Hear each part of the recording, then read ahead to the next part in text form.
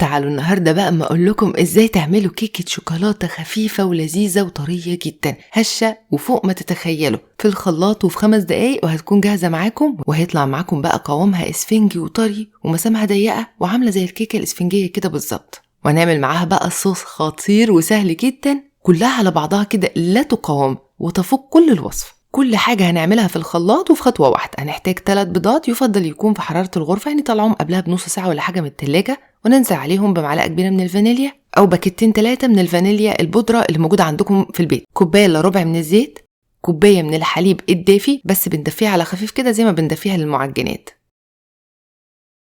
كوباية وربع من السكر، والسكر هنا مظبوط جدا. وهنضرب كل الحاجات دي مع بعضها في الخلاط كويس جدا جدا لحد لما السكر يدوب، ما يبقاش مخرز، ما يبقاش فيه ولا سكرايه كده ظاهره، كله يدوب في بعضه ولون الخليط يفتح ويبقى لونه زي ما انتم شايفين كده. هنسكب الخليط في طبق خارجي وبعد كده ننخل عليه المكونات الجافه. هنحتاج كوبايتين الا ربع من الدقيق، كوبايه الا ربع من الكاكاو الخام، والكاكاو الخام اللي هو ما عليهوش سكر، هوريكم شكل العلبه بعد شويه، نص معلقه صغيره من الملح، معلقه كبيره من النشا، وهنحتاج باكت من كيك شيف.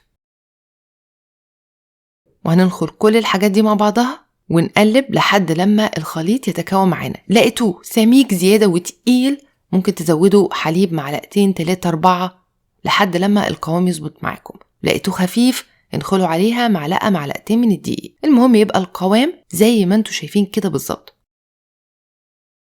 صينية مقاس 24، انا استخدمت المرة دي صينية بايركس مستطيلة، اديت لها دهنة زيت ونحط فيها الخليط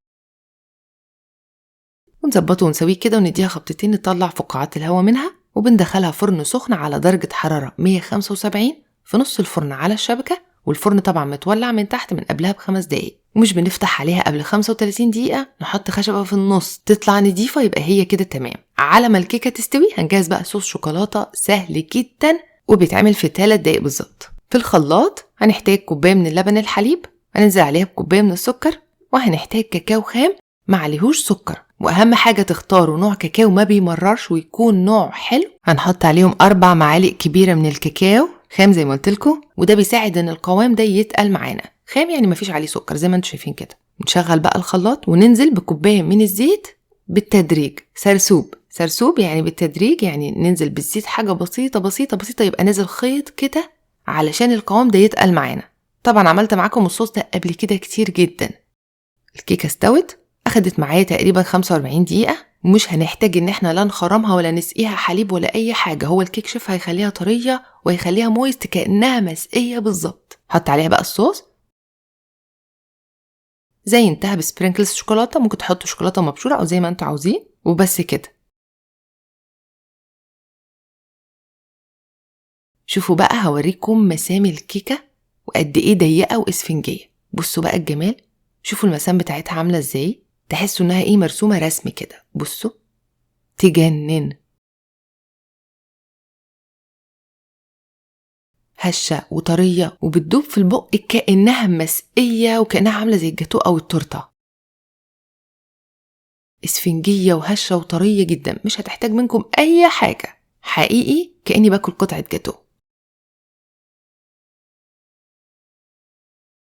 وبس كده، أتمنى إن الفيديو يكون عجبكم، ما تنسوش تجربوا الوصفة وتقولي رأيكم فيها، ونزلوا تطبيقاتكم على الجروب بتاعي على الفيسبوك، وأشوفكم إن شاء الله المرة الجاية فيديو جديد.